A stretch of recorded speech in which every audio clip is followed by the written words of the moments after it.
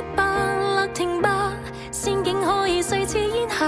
我又怕下次換了年號，路邊不再有花。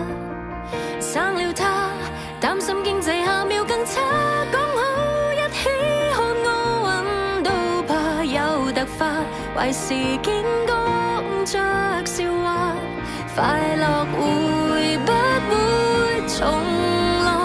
這刻你再忍一下，怎會毫無代價？